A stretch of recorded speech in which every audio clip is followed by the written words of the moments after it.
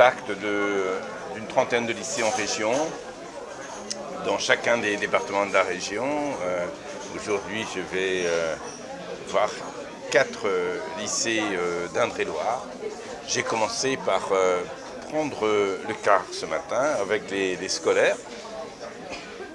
C'est très important. La région a décidé de mettre en place la gratuité totale des transports scolaires pour les enfants des écoles, pour les jeunes des collèges, des lycées.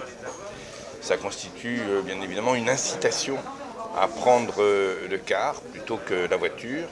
Sur ce département, on a une belle utilisation du car. Les gens apprécient la décision de la région de mettre en place la gratuité. C'est du pouvoir d'achat pour les familles. La deuxième motivation, c'est bien évidemment venir dans les lycées pour ce moment de reprise, après une période qui a été une période d'arrêt longue pour nos jeunes. Et ce que j'observe, j'en suis à mon 16e lycée ce matin, ce que j'observe en discutant avec les jeunes, c'est qu'ils sont heureux de reprendre. Ils sont heureux de reprendre parce qu'ils retrouvent leurs copains, leurs copines, ça on le comprend, mais ils sont aussi heureux de reprendre parce qu'ils rentrent dans leur lycée, ils retrouvent leurs profs, ils se remettent en projet, ils ressentent qu'ils ont besoin de cet accompagnement pour avancer sur leur chemin. Et puis, à cette occasion, on fait le point sur un certain nombre de sujets, et notamment ici à Amboise, sur le travail très important que nous avons engagé pour sécuriser le trajet des jeunes lorsqu'ils arrivent en car. Une plateforme qui dessert les collèges, qui dessert nos 2 lycées, de Chaptal et de Vincy, et en construction, un accueil pour nos élèves. Et j'insiste là-dessus, un accueil qui prend en compte les problèmes de l'environnement dont on parle beaucoup aujourd'hui, puisque l'espace d'accueil, la loge, etc., c'est de la construction paille.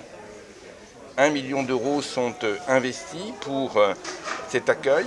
Parallèlement, nous engageons et nous avons finalisé la rénovation de salles. C'est du travail pour les entreprises.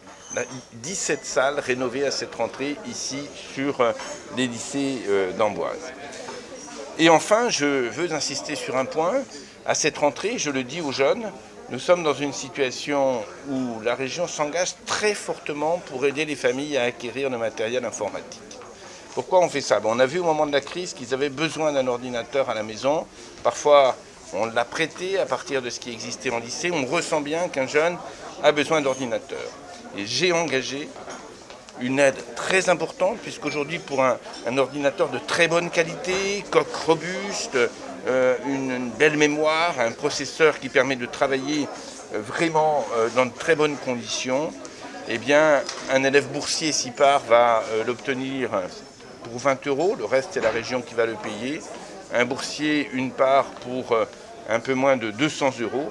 Et tous les jeunes, boursiers ou pas, vont obtenir une aide de la région qui leur permet de payer leur ordinateur à 40% de son prix. On veut vraiment qu'il y ait l'égalité des chances dans cette région qui avait mis en place la première, la gratuité des manuels scolaires. Aujourd'hui, on fait en sorte que tous aient, quelle que soit la situation sociale et familiale, que tous aient un ordinateur. Et bien évidemment, quand on dit aide à l'ordinateur, on maintient la gratuité des manuels. On maintient également la gratuité de ce qu'on appelle les licences, c'est-à-dire la possibilité pour un jeune d'avoir non pas un manuel papier, mais un support numérique. Tout ça, c'est gratuit pour les jeunes. Il faut, dans cette période difficile, envoyer des messages forts. L'investissement, c'est en direction des entreprises. La gratuité des transports, c'est le pouvoir d'achat. Et tout ce qu'on fait pour la pédagogie, c'est donner aux jeunes, en effet, le plaisir de revenir et de se mettre en projet de réussir leurs études. La période, elle est difficile. On travaille tous pour en sortir. Il faut que les jeunes qui sont formés aujourd'hui soient vraiment qualifiés. Ici, je suis au lycée Chaptal. C'est un lycée qui porte des formations très intéressantes. Des formations qui sont, par exemple, industrielles sur les matériaux du futur, avec tout ce qu'on fait autour de la plasturgie, etc. Ce seront des matériaux biosourcés, ce seront des matériaux performants sur le plan énergétique. Ici en Amboise, on porte des métiers qui sont des métiers de l'hôtellerie, de la restauration, de la cuisine. C'est essentiel dans ce secteur du tourisme pour notre région. Donc des jeunes formés au métier de demain, des jeunes qui doivent prendre confiance dans leur avenir. C'est la volonté qui est la mienne et c'est mon engagement. région est très engagée pour la transition écologique. Très engagé pour la transition écologique puisque on va, ce sera le 15 octobre, voter l'accord COP qu'on a réussi à avoir un très grand nombre de partenaires, associations, entreprises, lycées qui s'engagent dans la COP, collectivités territoriales qui s'engagent dans la COP. C'est quoi s'engager dans la COP ? Eh bien, c'est tout faire pour qu'on ait des circuits courts. Ça permet de ne pas faire circuler des marchandises et ça permet de moins polluer. Circuits courts dans l'alimentation collective, par exemple, c'est un des enjeux forts de notre région. C'est quoi s'engager ? C'est s'engager pour construire ou rénover les bâtiments, qu'ils soient des bâtiments d'enseignement, qu'ils soient des bâtiments de bureaux, des bâtiments industriels, de manière performante. C'est s'engager pour que l'habitat consomme moins, c'est s'engager aussi pour la planète, de manière à ce que, par exemple, par le transport, on privilégie à chaque fois que c'est possible le train, le car, au transport individuel. C'est donc pour nous, non pas comme l'a été une COP 21, une réflexion générale sur ce qui doit être fait.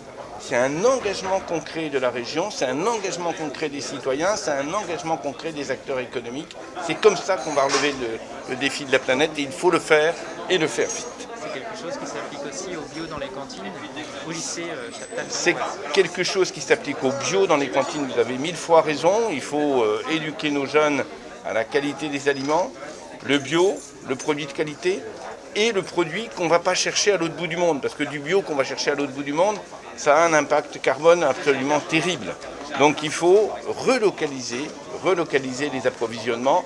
On a d'ores et déjà des lycées qui ont dépassé les 50%. 50% c'est l'objectif de la loi.